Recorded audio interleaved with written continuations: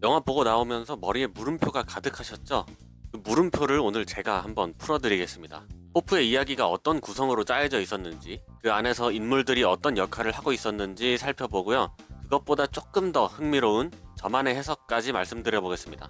저는 영화 애호가 이호환이고요. 오늘 리뷰할 영화는 호프입니다.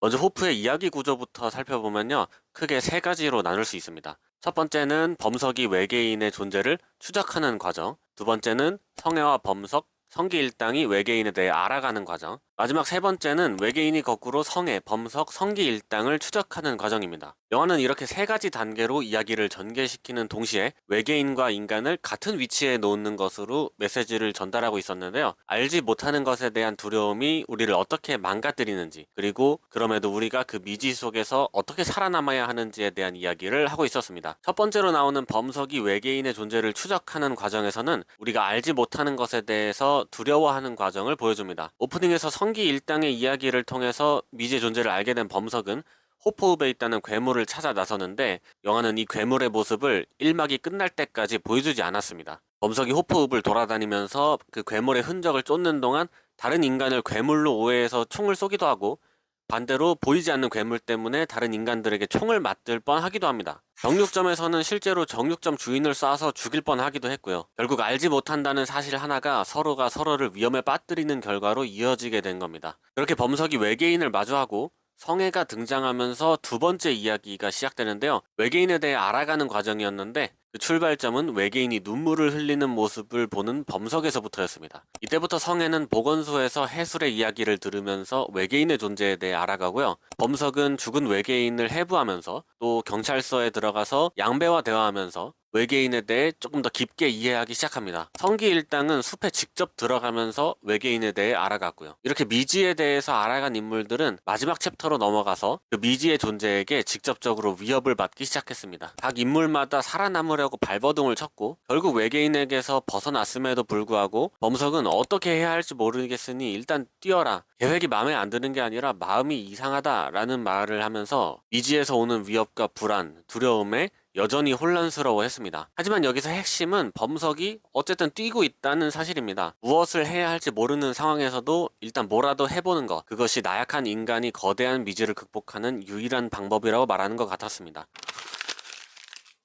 이 구조 안에서 영화는 등장인물과 외계인을 의도적으로 겹쳐 보이게 만들었습니다. 오프닝에서 외계인에게 공격당한 소를 치우라고 말하는 범석의 장면과 정육점 주인을 오인 사격했을 때 옆에 있던 낙연에게 업고 가라고 말하는 장면은 사실상 같은 장면처럼 겹쳐 보였습니다. 성애가 외계인에게 선을 넘었다고 말하는 장면과 경찰서에서 범석이 양배에게 이 선 넘으면 너 죽는 거야 라고 말하는 장면도 마찬가지로 겹쳐 보였었고요. 외계인을 해부할 때 역한 냄새 때문에 코를 휴지로 막는 장면은 해수리 보건소에서 변에 대해 이야기할 때의 장면과 겹쳐 보였습니다. 이런 식으로 인간과 외계인의 관계를 묘사하는 장면과 인간과 인간의 관계를 묘사하는 장면을 겹쳐 보이도록 연출하면서 영화는 외계인과 인간이 사실 크게 다르지 않다는 것을 보여줬습니다. 외계인이 무자비하게 마을 사람들을 죽였었던 그 폭력성과 인간 안에 있던 폭력성이 크게 다르지 않다는 거죠. 이렇게 표현된 인간의 폭력성은 앞에서 말씀드린 미지에 대한 메시지와 결합되면서 영화의 메시지는 이렇게 정리할 수 있습니다. 인간은 인간이 두려워하는 미지의 것과 크게 다르지 않다. 그럼에도 인간은 미지라는 이유로 그것을 두려워하고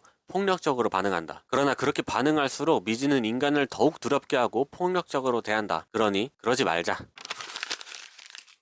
앞에서 말씀드린 해석보다 제가 조금 더 마음이 끌리는 쪽은 지금부터 말씀드릴 두 번째 해석인데요. 이 해석은 온전히 저의 생각이니까요. 완전히 틀릴 수도 있지만 한번 들어보시면 나름 설득력이 있을 겁니다. 바로 호프가 영화에 관한 영화라는 해석인데요. 영화에 등장하는 여러 외계인들이 각각 하나의 장르 영화에 해당하고, 범석은 영화를 만드는 사람, 성애는 영화를 보는 사람, 성기는 영화의 주인공이라고 생각해보는 거죠. 범석이 외계인을 찾아서 호프읍을 돌아다니는 건 새로운 영화 소재를 찾는 감독의 모습입니다. 그러다가 범석이 외계인을 찾아냈고, 그 외계인은 굉장히 형편없는 CG에 맥락도 없이 눈물을 흘리고 최후마저 급작스럽게 게 맞습니다. 그런데 이게 사실 한편의 영화였던 거죠. 그것도 완성도가 굉장히 조악한 영화요. 외계인이 트럭에 치여 죽으면서 그걸 지켜보는 성애가 이렇게 끝났어요 라면서 굉장히 허탈하게 말하는데, 우리가 관객의 입장에서 정말 갑자기 끝나버리는 영화를 보고 났을 때 반사적으로 튀어나오는 말 같았습니다. 결국 범석이 발견하고 성애가 만났던 외계인은 잘 못 만든 영화였고, 성애가 그 외계인을 보고 했던 대사들은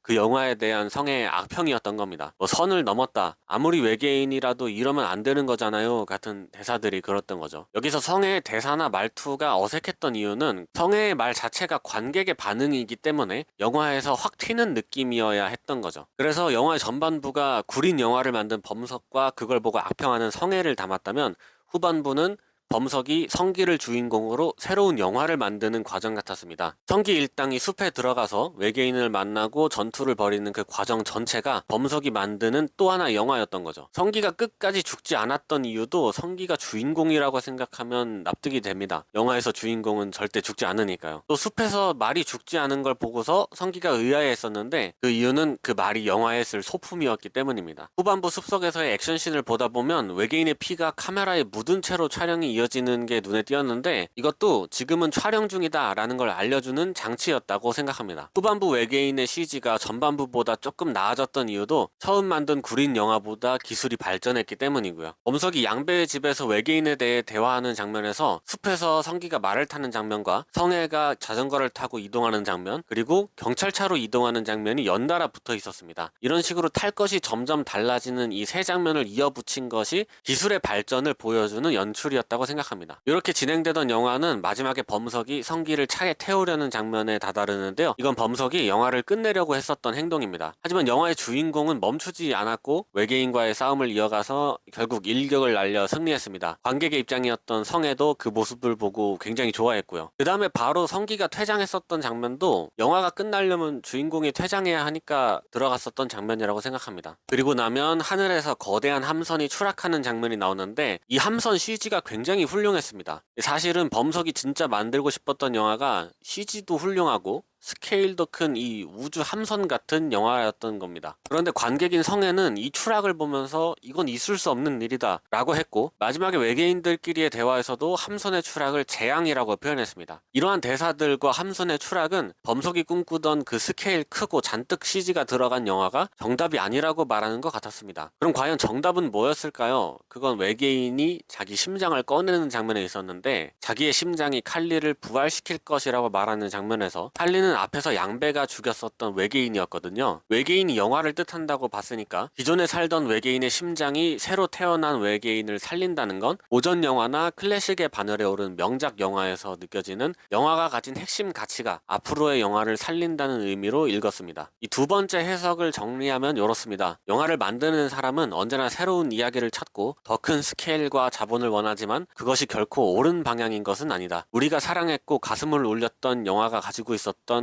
영화의 진정한 가치가 이어지고 전해져야 영화는 살아날 수 있다.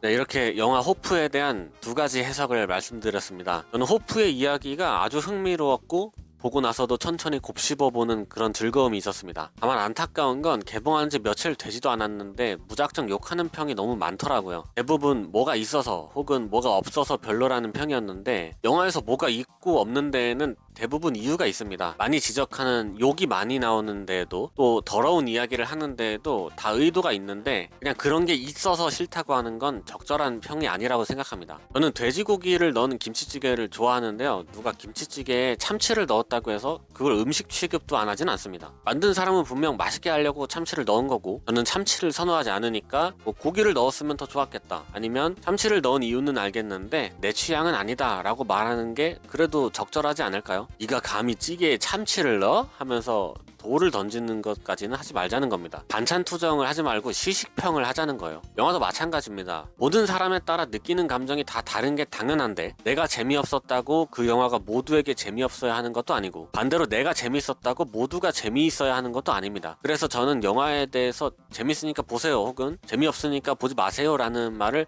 웬만하면 안 하려고 합니다. 일종의 월권이라고 생각하거든요. 제가 무슨 권한이 있다고 영화를 봐라 마라 단언할 수가 있을까요? 제가 원하는 건 영화를 보고 오신 여러분들과 그 영화에 대해서 더 폭넓게 이야기를 나누는 겁니다. 어떤 부분이 좋았는지, 어떤 부분이 아쉬웠는지, 어떤 생각이 들었는지 같은 거요. 그러니까 여러분들도 서로의 감상을 존중해 주시고 저도 여러분들의 감상을 존중할 테니까요. 영화 호프 어떻게 보셨는지 댓글로 남겨주시면 감사하겠습니다. 영화 호프에 대한 제 별점은 별 4개입니다. 별 4개 줬다고 나가지 마시고요. 아직 구독 안 누르셨으면 구독 눌러주시고 좋아요까지 눌러주시면 더 많은 분들과 영화 이야기 나눌 수 있을 것 같습니다. 저는 다음에 다른 영화 리뷰로 돌아오겠습니다. 한 줄 평 확인하시죠.